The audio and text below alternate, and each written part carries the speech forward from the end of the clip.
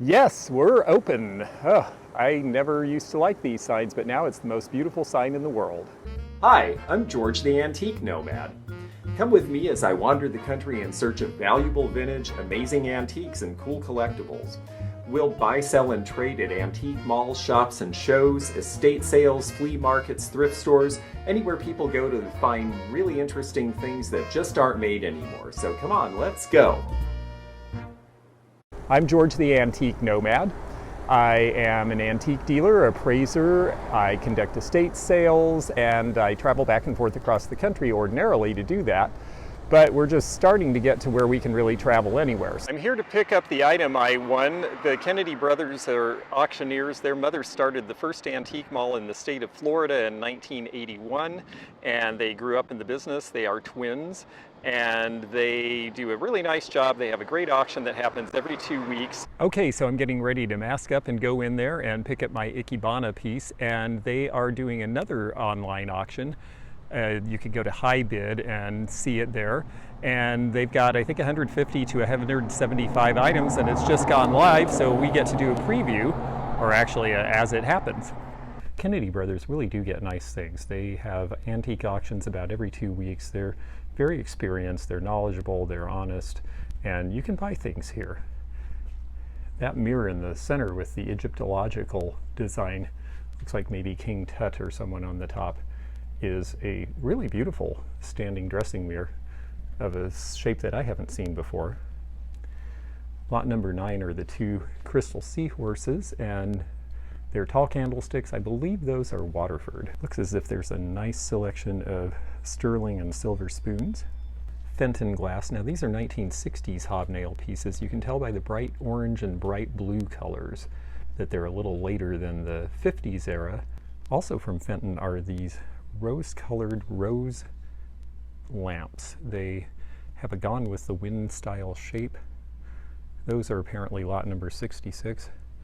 I think they're quite attractive. We'll try to put some pre-auction estimates in here for you so you can get an idea of what they think these might sell for. Handsome looking, well-kept silver plate set. You'll see the handles are appearing to be wooden.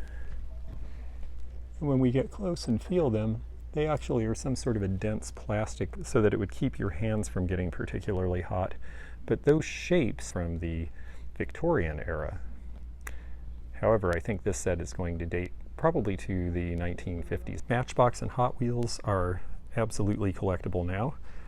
Anything from 1960s to 1990s vintage in toys, character figures, absolutely worth seeking out. I will find out what the bid is on these and see if that's something I can do.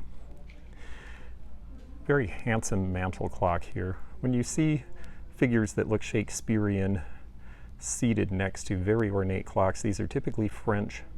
This one, however, I believe is Ansonia from America, because they did a similar type, and you see the A. And I believe that is an Ansonia mark, and when we look down below here, we see that it is indeed manufactured by the Ansonia Clock Company. So French in style, but made in America.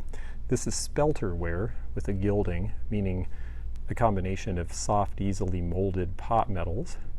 And it's a Rococo style. Rococo is easy to tell because it's asymmetrical.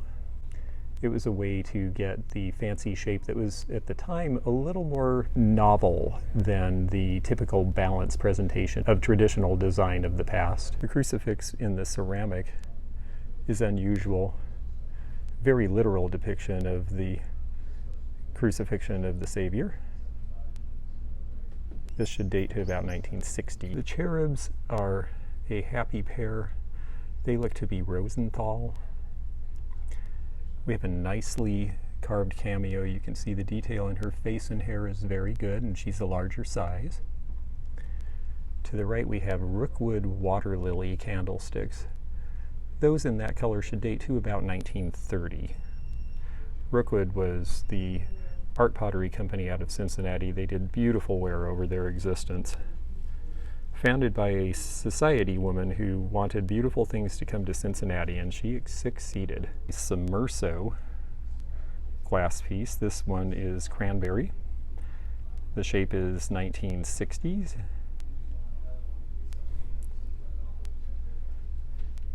And this pair of bookends.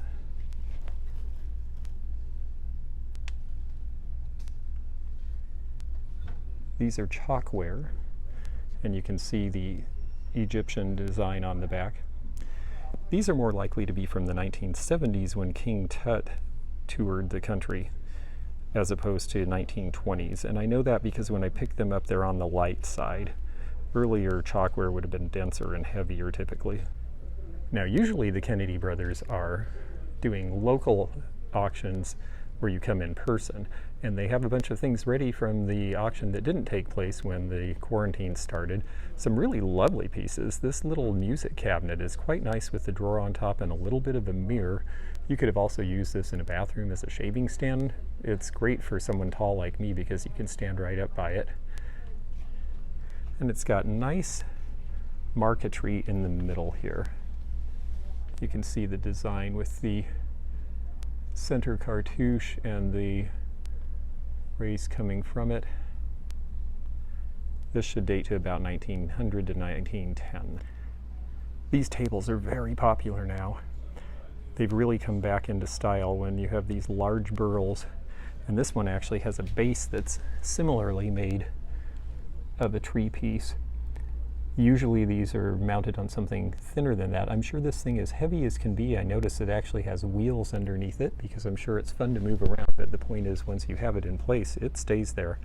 And they really are beautiful to capture the wood like that. And here we see a whole lot of things from the live sale that didn't happen in March, but they'll be coming soon. They get a lot of things that we see in antique stores these days. The McCoy Swan, the Hull Ewer in the middle. On the right we see a 19 teens or 20s Majolica set, probably German. This is a fun piece because this is for condensed milk, and you don't see these too often. The lid comes off, and when you look in the bottom, it has a hole in it. And that was because you would put your can of condensed milk in it and then open the lid so that you could put a ladle in it and it would look attractive on the table. And then when you were done, you take the piece out by pushing it out through the bottom. So when you see these and you think, why would they put a hole in a jar? Well, that's the reason. Condensed milk. This one is most likely Nippon. It's enamel beaded. This would date to sometime around the turn of the last century. The exotic bird here is Hagar. This is a 1940s or 50s Hagar item that is quite grand. Some nice larger pieces of Yadro. We have the girl with the heart on the left, and then we have the older maidens gossiping on the right. I like that one. We'll look forward to when people can get that close again.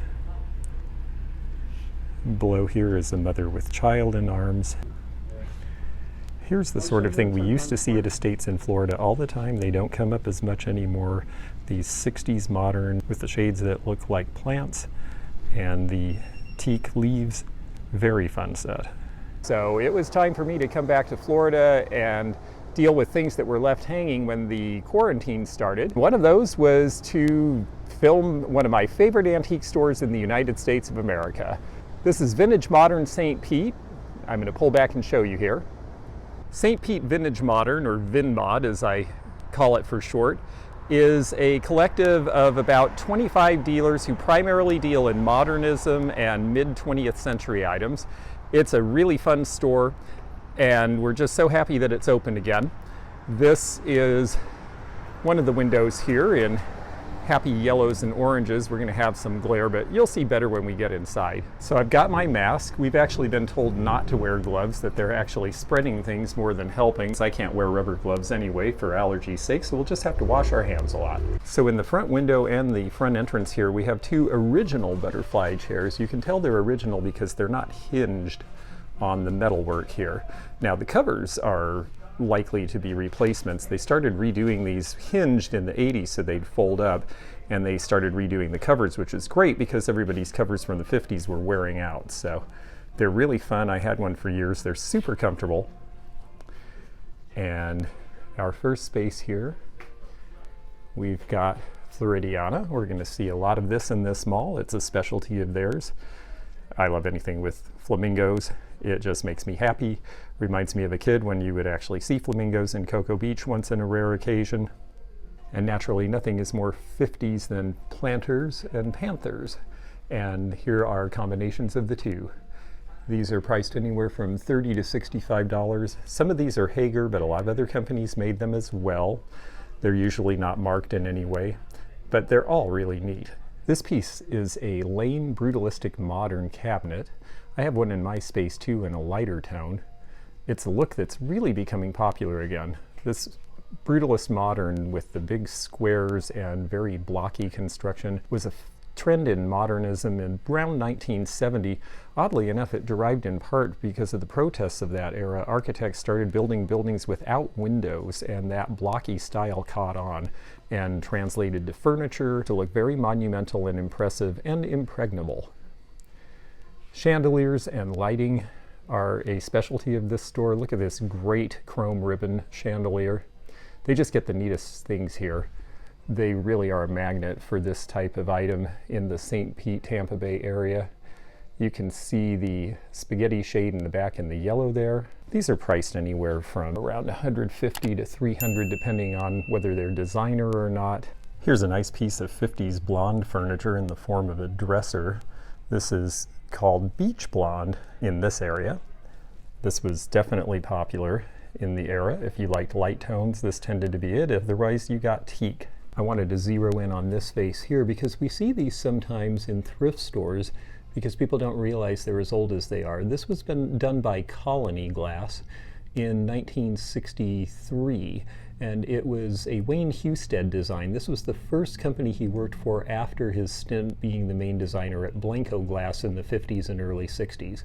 Wayne's a great guy. I've met him. He's a friend of mine, and he's just got such a personality. He's in his 80s now. Just a terrific guy. Of all the enameled ware that we see, these metal plates with the enameling from the 1960s, Sasha B, which is Sasha Brastoff, you can see the signature here, is the most collectible of all. This large grape pattern is priced about $65. And it's really great quality. There were lots of imitators after this, and you'll see lots of fun things from the era that have this look. But Sasha Brastoff was the progenitor. This lamp represents a trend that we've seen the last several years where we see transits and other bases made into lamps. This one's a very cute one, and it's nice because it's a table size. It's not a big tall street surveyor's transit like a lot of them that we see. And they've done all the work for you. It's all rewired and ready to go. That one is priced at $95, which is a pretty good deal for these. I've certainly seen them a lot higher at antique shows. If it looks like you're going into a 1970s or 80s stereo lab store, well, you kind of are, because they have a fairly new dealer to the mall who specializes in stereo equipment. And these are all vintage, working, tested pieces that you can play today. They've got the old Technics by Panasonic. The receiver down there, that with the stainless steel, is typical of late 70s, early 80s design. Also, Technics is this quartz. We see Infinity speakers, realistic Yamaha, Sony. These old speakers here are the Arvin, and if they're hooked up, these are the ones that have the lights in them. They're really fun because they play along with the beat. They're not hooked up right now, or I would show you. This lamp is something we see from the early 1980s in Florida. These are starting to be very collectible again. It's been long enough now. The 80s are definitely back, and we're seeing trends in interior decorating like stark black and white interiors that this would have been a part of originally 40 years ago. If you are a glamour puss into vintage fashion, this store has a great selection of it, and dressing rooms besides. This Hawaiian dress is very cute, sundress from about 1970. It's a halter dress, priced at about $45. You see rounders with coats and jackets. This pink number here is a really neat brocade wiggle dress with a matching coat. These were popular in the 1960s. We see a lot of interest in vintage fashion from the 60s through the 80s. Here is a later version of a Seminole jacket. This is a Seminole jacket. The Seminole Indians, when they first started to be forced to integrate with white society, made a living in the early and mid 20th century by selling the clothes that they had made for years.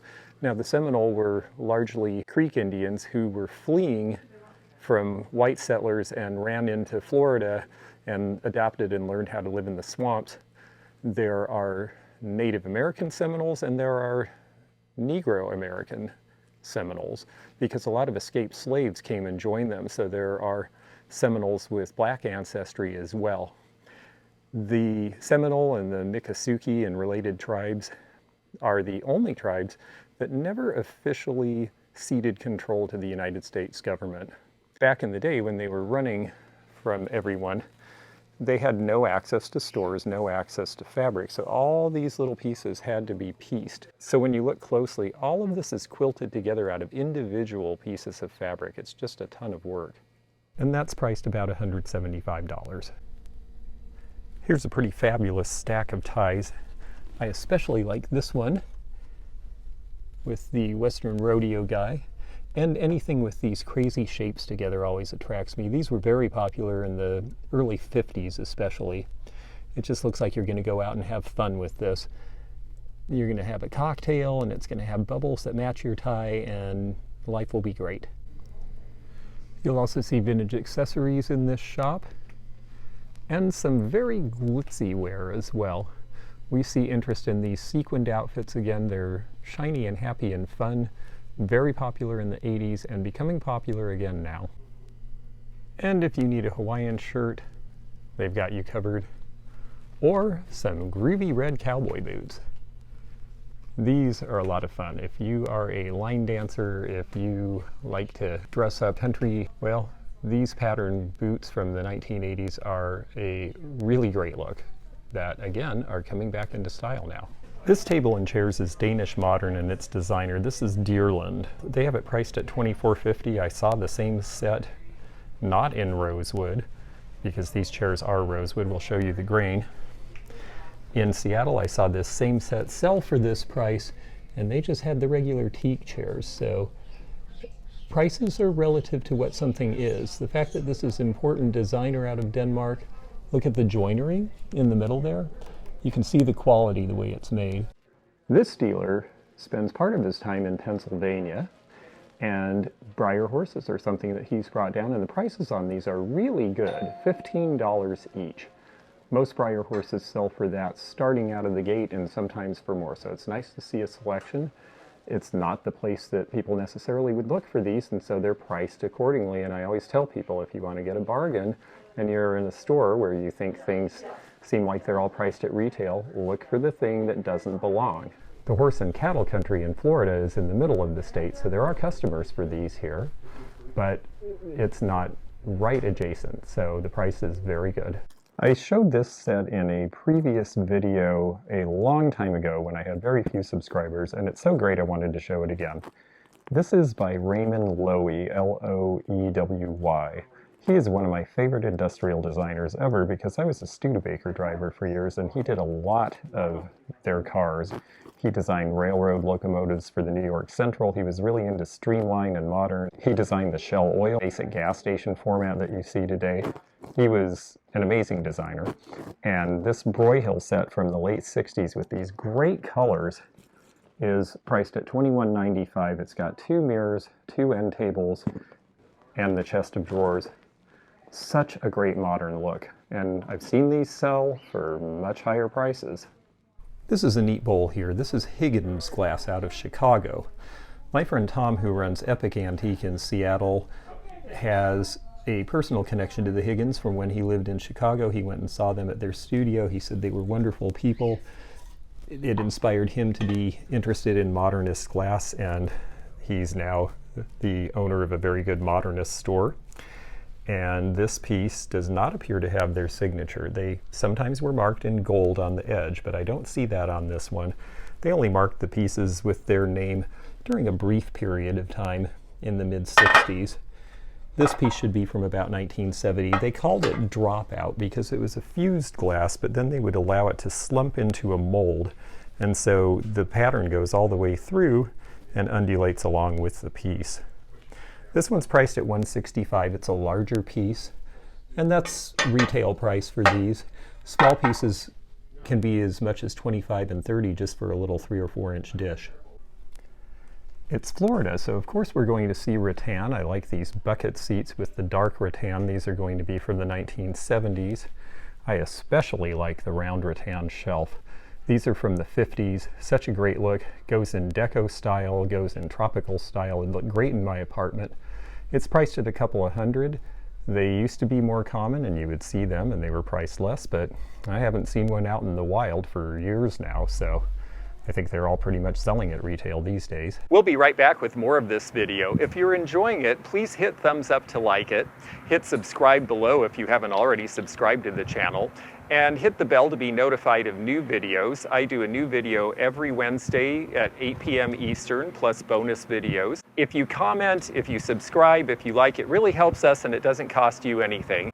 So thank you for that, and now back to the video. Teak furniture from the modern era is also still a big seller right now. This 6-drawer dresser is priced at $395, which if you look at what new dressers cost is a pretty good deal. And this is solid. You can look at the dovetailing here and see that this is not a veneer, because if it was a veneer you would see a line here where the veneer was attached, and there's no line. So these actually are solid teak, and the drawers work great. The Danes and the companies that had to try to compete with the Danes and copy them really did a good job of making things work smoothly. Love the red bird cage too. It's priced at $125 and it's rattan with that Chinese red, probably something done about 40 to 50 years ago. The lamps are fun too, and we're seeing more of a move towards white colors in modern design and current design, so of course we're seeing interest in these colors by people looking for things to accessorize with vintage. This dealer is the co-owner of the store, and she gets really fun things. She's been a dealer in this area for a long time, and she loves modern and she loves kitsch, and she just really has fun with it. These are Howard Pierce. I have not seen the monkeys before, and I've seen a lot of Howard Pierce in my time.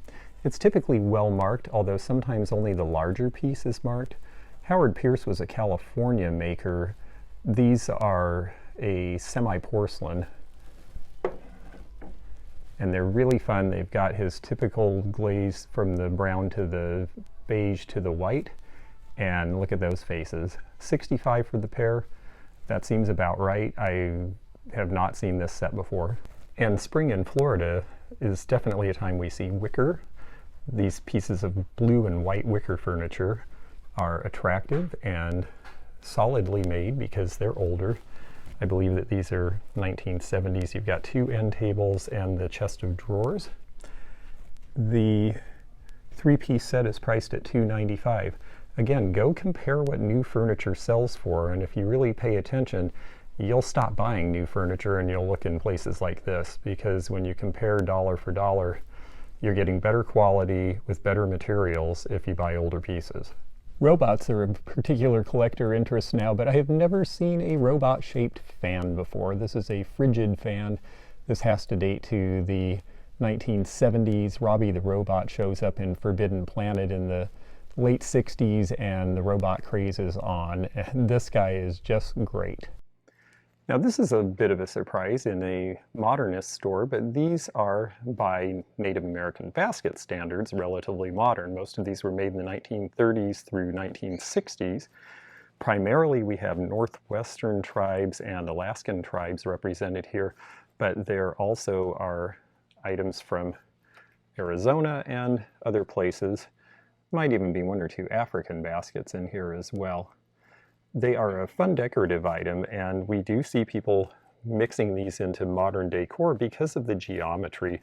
The Native Americans really liked geometric patterning, and then when the tourists started coming west on Highway 66 in the 1930s, of course it was the Art Deco era, so there was demand for that as well.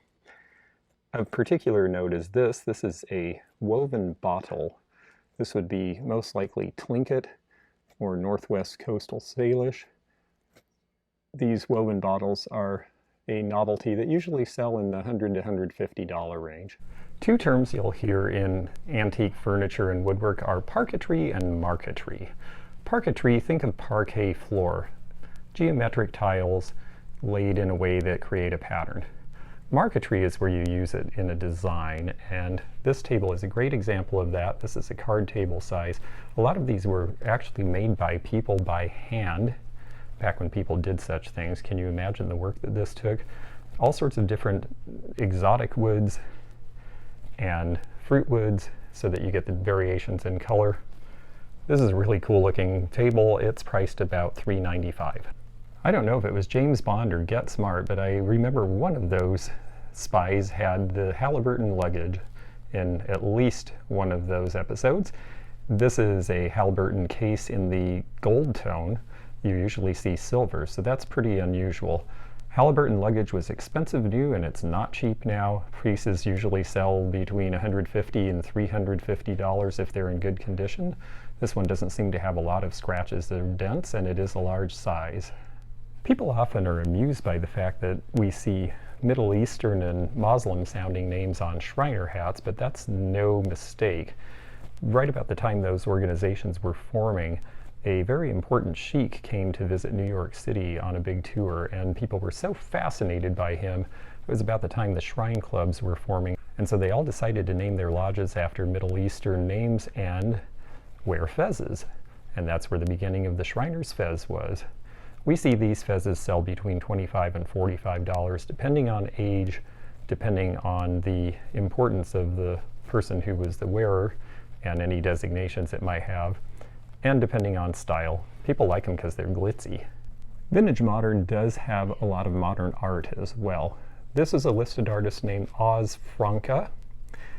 This seascape is impressionistic and really interesting to me. I like the design with the light coming from the middle and the skyscrapers in the back and all the ships in the harbor. I just think it has a lot of nice depth. I can see me sailing into this port in a fog. The price on this is really good. It's a very large piece, and it's marked down to $275. The propeller clock is German from the 1950s. Propellers turned into clocks are very collectible now. Propellers in general are very collectible. This one was made to look like a propeller when it was new, but it is a 50s modern piece. You can see the face. This was by Schatz, which was a pretty good clockmaker in Germany at the time. It's priced a few $100s. There's a couple of dealers here who are specialists in knives and cutlery as well. You see the Kobar Solingen in the box. There's Winchester, there's trench art pieces, there's advertising pieces.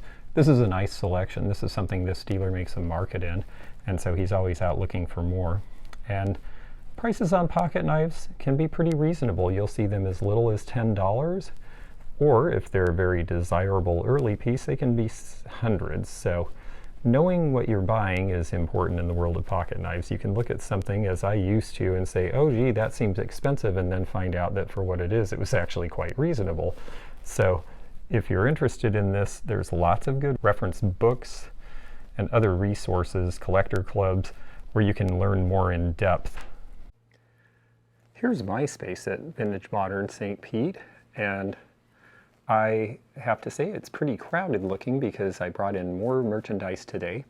I also have some empty shelves because I'm going to be bringing in some scientific instruments, but this gives you a little bit of an overview of what I do here. I find that small accessories for the home from the 50s and 60s are good sellers, so I bring in wallfish. The print is a Jacksonville artist who did these night blooming flowers in photo prints back about 1940. It wouldn't be Florida if you didn't have pelicans and flamingos. So we have all of those in stock. These are all 1950s vintage. The Pelican is a company called Block Pottery out of California, and it's got the nice tag on it. They only did paper labels to my knowledge, so a lot of times their stuff is not recognized. They were one of about 2,000 potters that started in California when we cut off relations with Japan and Germany in the 30s, and By the 1960s, almost all of them were gone because the business went back to Germany and Japan after the war. But it was a fun period of time when they did it. Next to it is an owl. This is a perfume lamp, meaning that you would put this as a covering over a lamp. You can see the hole in the side where a lamp cord or a turning knob would have set. And you look up in the bottom and it's just sort of empty. The idea was that you would put a little boudoir lamp in it, sprinkle perfume on it, and then it would scent the rooms. So it's really the first form of air freshener that was automatic. This was German from the 1930s. It's a great owl with the painted eyes. I think I have this priced at $35. The Yadro Golfers are a harder to find set. They can go for as much as $400. I think I got these at about half that because I got a good deal on them and can pass them along. 1960s and 70s lamps. I like the chrome one particularly. Very simple table lamp, very straightforward. Design, shiny, reflective. It's something that would have come out in the late 60s but would be very much at home in a modern decor because it's simple. The base here is Mosier, and if you look at the edge, maybe a little hard to tell, but see how one edge is slightly beveled facing us. That's why the light's catching it in a different manner. Mosier always beveled the edges of the rims. They didn't just polish the top. And that's a good way to identify that a piece may be Mosier. Most companies didn't do that, but it kept them from getting chipped, so it was a mark of quality. This black amethyst Mosier piece should date from about 1920, and it's priced at $95. Summer in Florida is all about the beach, and the beach actually is probably a safer place to be for a lot of folks right now because it's open and it's the slow season, so it's not going to be jammed. But a lot of people like to bring that feeling indoors, so I always bring beach items. The pond boat in the back on the right is 1950s vintage, priced at $49. The cypress knee lamp with the original shade, which is the important part, is priced around $95. I like the Hagar woman with the big hat sitting in the middle. It's a piece of Hagar that is not seen so often. She should be 1960s based on the color. And she's got the Hagar USA mark. She's also priced around $45. Blue coral on lucite from the 1970s.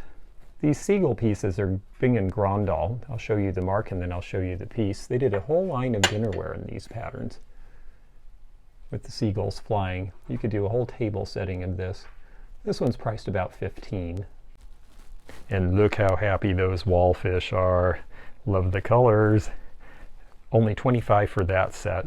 They're unusual. They are something that somebody did as a home ceramic project, probably in the 50s or early 60s, but they're so well done in terms of just being happy, fun, and light. Oh, and looky there. It's doves on a nest. Holy shnikes. Behind them, this is priced around $200. It is from the Florida Keys. This is a sea worm rock. This came from a lab at New College in Sarasota. It'd be a pretty amazing thing to put miniatures on or use in a display. They are not something that you really can get anymore, and that's why they're pricey, because nowadays we need to leave that stuff in the ocean for the critters who live there. And it's just starting to go, but on the right there you see a lava lamp. I just plugged that in about half an hour ago, so it's getting that interesting stringy look that it gets right before everything bubbles. But you can tell this one is vintage because the base has the piercings with the holes, and it's larger than the reproductions. I bought this one because the lava was in good condition. The red is not faded. These would be left in the sun and the colors would go away sometimes. And blue and green ones particularly seem to have trouble holding their color. But this red one is in great shape. We'll price that around $50. Behind is a painting by Chasa Owen. This dates back to about the 1990s or 2000, so it's just old enough to be vintage, but it's really nicely done. Her originals go, as this one did when it was new, for around $1,800. I have this one priced under $500. So hopefully someone will understand the bargain they're getting and appreciate having that in their house. And then I have been getting a bunch of scientific instruments. On the right there, we see a telebinocular, which is a device used much like a stereoscope, but it was actually to train your eyes, and it helped with things like lazy eye. This one should be from the 1960s. And to the left is an interesting microscope. This one was by Bausch and Lomb, and it is a lensometer to help you figure out how to grind a lens properly to get the right sort of view. On top of the Moroccan brass table, 1950s Panthers. Behind them on the right you'll see a really cool Enid Collins purse from the 60s. I'm going to price that around 40 to 45. Blue Mountain Pottery salmon in the middle. This one actually says Kenora, which is a city in Ontario, so that was a tourist item originally. And on the left we have this textured deep forest green Blanco vase. You don't see this one very often. This one is from the 1990s, and I believe this is priced at 65 or 75. Actually, it's at 69, so I guess that's somewhere right in the middle. I wanted to show off this orange vase because this is one we see oftentimes from the mid-50s to mid-60s. This was made by a company called California Originals. I just sold the ashtray in this line to one of my viewers, and this one actually has a nice mark that says Cal.Orig for California Originals. Cal Originals started, I believe, in 1955, and so these really big swoopy modern pieces were one of the first things they made. They didn't mark a lot of their early wear, and they did some really crazy, interesting big pieces like this.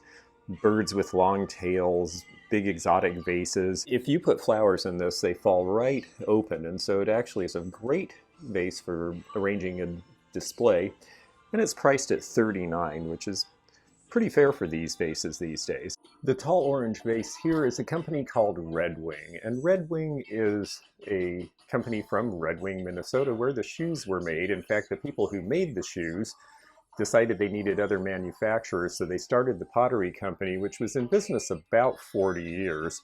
This would have been one of their early production pieces. They did some really great modernist dinnerware as well. A lot of square-shaped dishes that were hand-painted. Look at the carving on this shell. That is really great cameo-style carving.